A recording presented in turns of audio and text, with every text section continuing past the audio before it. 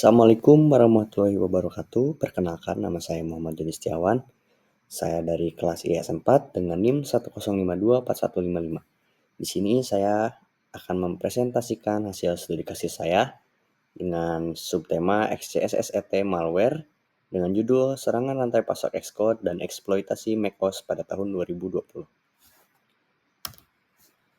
Yang pertama ada latar belakangnya. Apa sih konteks dari malware tersebut dan siapa yang terdampak dari kasus ini? Pada bulan Agustus tahun 2020, dunia keamanan cyber dihebohkan dengan kemunculan XCSSET, sebuah malware baru yang secara khusus menargetkan ekosistem Apple. Kasus ini menjadi penting karena malware ini memanfaatkan metode penyebaran yang tidak biasa, yaitu melalui infeksi pada proyek-proyek Xcode yang digunakan oleh para pengembang Mac. Hal ini menciptakan risiko tidak hanya bagi pengembang itu sendiri, tetapi juga bagi pengguna akhir yang mungkin mengunduh aplikasi dari repositori yang terinfeksi atau bahkan mengunjungi situs web yang dimodifikasi oleh malware. Insiden ini menyoroti kerentanan dalam rantai pasok software, terutama dalam praktik pengembangan yang kurang aman. Lalu yang kedua, saya akan menjelaskan sebuah kronologi insidennya. Di bulan Agustus pada tahun 2020, sebuah jenis malware ini bernama XCSSET diungkap oleh Trend Micro. Malware ini menargetkan pengembang Mac dengan menginfeksi proyek Xcode sebagai sarana penyebaran lebih lanjut melalui repositori GitHub untuk memperluas jangkauannya. Salah satu aspek yang paling baru dan menarik perhatian adalah cara malware ini dikembangkan, yaitu ditulis dalam AppleScript, sebuah bahasa scripting dari Apple yang memfasilitasi kontrol atas aplikasi Mac yang mendukung script. Seringkali, penulis malware ini memanfaatkan AppleScript dalam rantai serangannya, karena kemudahannya dalam menangani banyak perintah bash, bahkan mampu mengunduh dan mengeksekusi skrip Python. Hal ini dilakukan untuk mengaburkan niat mereka melalui penggunaan berbagai bahasa scripting yang membingungkan. Saat pertama kali ditemukan, salah satu fitur paling menonjol dari malware XCSSET ini adalah laporan yang menyebutkan bahwa dia menggunakan dua eksploitasi zero day. Eksploitasi zero day yang pertama digunakan untuk mencuri cookie browser Safari yang sebenarnya dilindungi oleh sistem integrity protection. Sementara itu, yang kedua digunakan untuk melewati prompt atau perintah persetujuan agar dapat menginstal versi pengembang dari aplikasi Safari. Setelah melakukan penyelidikan lebih lanjut terhadap malware ini, JMF menemukan bahwa XCS juga telah mengeksploitasi zero day ketiga untuk melewati framework TCC, yaitu Transparency, Consent, and Control milik Apple.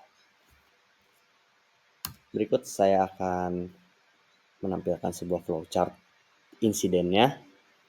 Yang pertama dimulai dari seorang pengembang membuka proyek Xcode yang terinfeksi, bisa dari GitHub, mungkin, dan web-web lainnya. Lalu yang kedua, kode dijalankan via run script atau exploit. Pengembang menjalankan kode tersebut di laptop or komputernya masing-masing. Lalu, proyek lain yang dibuka dimodifikasi oleh malware. Lalu ada penyebaran berlanjut ke proyek Xcode lainnya. Dan malware eksploitasi celah keamanan macOS. Dari situ, malware tersebut bisa persistensi, pencurian data, dan aksi lainnya. Lalu ada jenis kerentanan atau vulnerability type. Yang pertama ada supply chain attack. Ini adalah metode kerentanan utama di mana malware menyisipkan kode berbahaya langsung ke dalam komponen perangkat lunak yang sah atau proyek Xcode, memanfaatkan kepercayaan pada proses pengembangan software. Lalu yang kedua, arbitrary code execution. Melalui proyek Xcode yang terinfeksi, malware berhasil menjalankan kode berbahaya di sistem korban. Lalu yang ketiga, bypass keamanan macOS. XCSET mengeksploitasi beberapa celah unik pada macOS, termasuk zero day exploit untuk Safari. Digunakan untuk mencuri cookie browser Safari yang seharusnya dilindungi oleh sistem integrity protection dan juga untuk menginstal versi pengembangan Safari tanpa prompt persetujuan. Lalu ada JavaScript. Kemampuan untuk menyuntikkan JavaScript berbahaya ke situs web yang dikunjungi pengguna, memungkinkan pencurian data untuk modifikasi konten atau serangan UXSS or cross-site scripting. Lalu ada kerentanan TCC, Transparency, Consent, and Control.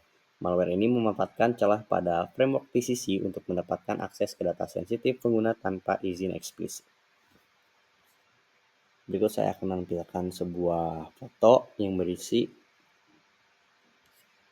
jenis-jenis kerentanannya berdasarkan pada tahun 2006 hingga 2025. Terdapat di sini ada Google Chrome 5,68%, Microsoft Internet Explorer, Windows, Apple iOS 5,57%, Mac OS, Adobe Reader, Microsoft Office, Adobe Flash Player, dan lain-lain. Bisa kita lihat. Lalu saya akan lanjut ke foto lagi, di mana tahun ditemukannya teknik serangan XCZ ini.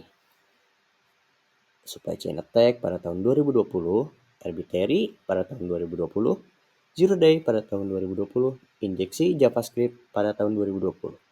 Lalu yang terakhir, TCC Bypass 2021.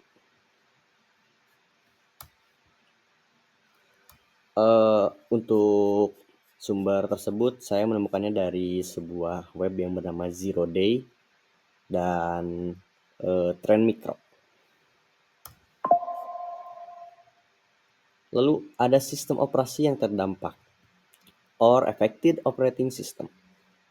XCZ malware ini secara spesifik dan memang eksklusif menargetkan sistem operasi macOS.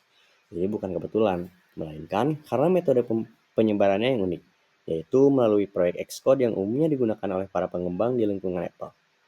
Terkait versi macOS yang terdampak, sebagian besar versi yang aktif digunakan pada tahun 2020 memiliki kerentanan terhadap XCZ, terutama jika sistem tersebut tidak mendapatkan pembaruan dengan patch keamanan terbaru dari Apple. Beberapa versi macOS yang diketahui rentan pada saat penemuan malware ini mencakup, namun tidak terbatas, pada macOS Catalina dan versi sebelum-sebelumnya. Oh ya teman-teman, penting untuk dicatat bahwa Apple secara berkelanjutan ini merilis pembuaran keamanan untuk mengatasi dan menutup celah-celah ini sehingga pengguna selalu disarankan untuk memperbaharui sistem operasi mereka ke versi terbaru yang tersedia untuk mendapatkan perlindungan yang lebih maksimal. Lanjut, ada dampak serangannya or attack impact. Serangan XCZ ini membawa konsekuensi serius bagi pengguna, sistem maupun organisasi. Dampak utamanya yaitu pencurian data sensitif, di mana malware ini mampu menggasak kredensial login, cookie browser, atau terutama dari Safari. Safari adalah browser bawaan dari Apple, bagi yang tidak tahu, serta data dari berbagai aplikasi populer seperti Evernote, Telegram, WeChat, bahkan data dari platform cryptocurrency. Selain itu, XCZ juga memiliki kemampuan untuk melakukan penyisipan kode berbahaya dengan menyuntikkan JavaScript jahat ke dalam situs web yang sedang dikunjungi pengguna, yang tidak hanya mengganggu pengalaman berinternet, tetapi juga berpotensi mencuri informasi lebih lanjut. Malware ini bahkan dapat mengambil tangkapan layar desktop pengguna, yang tentu saja dapat mengekspos informasi visual yang sangat sensitif. Tidak berhenti di situ, XCZ juga dirancang untuk mengunduh dan mengeksekusi payload berbahaya tambahan, yang pada akhirnya memperluas dan memperparah cakupan serangannya. Bagi para pengembang dan perusahaan, infeksi XCZ semacam ini dapat berujung pada kerusakan reputasi yang signifikan dan hilangnya kepercayaan pengguna terhadap suatu produk atau layanan yang mereka sediakan. Lalu saya akan memaparkan sebuah upaya mitigasi atau bisa kita sebut solusi. Gimana sih insiden ini dapat dicegah atau kita tanggulangi?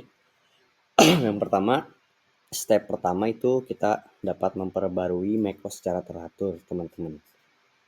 Yaitu selalu pastikan macOS dan Xcode diperbaharui ke versi terbaru untuk mendapatkan patch keamanan dari Apple. Lalu, verifikasi sumber proyek Xcode. Hanya buka dan bangun proyek Xcode dari sumber yang terpercaya dan terverifikasi. Hindari mengunduh proyek dari repositori yang tidak dikenal. Gunakan antivirus or HDR, ADR. Terapkan solusi antivirus atau endpoint detection and response yang kuat pada sistem macOS. Endpoint detection and response yang kuat pada sistem macOS untuk mendeteksi dan memblokir aktivitas. Lalu kita dapat pindai proyek Xcode. Gunanya ini untuk sebuah alat keamanan untuk memindai proyek-proyek Xcode dari skrip berbahaya atau ya yang terdapat virus di dalamnya. Lalu kita bisa mengedukasi seorang pengembang, yaitu meningkatkan kesadaran pengembang tentang praktik keamanan terbaik dan risiko serangan rantai pasok. Lalu terakhir ada isolasi lingkungan pengembangan.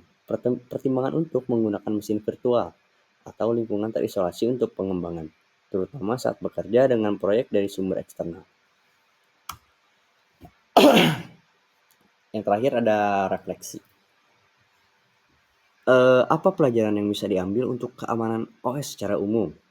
Secara umumnya, kasus XYZ ini memberikan beberapa pelajaran penting bagi keamanan sistem operasi. Pertama, ini menunjukkan bahwa tidak ada OS yang kebal sepenuhnya terhadap serangan.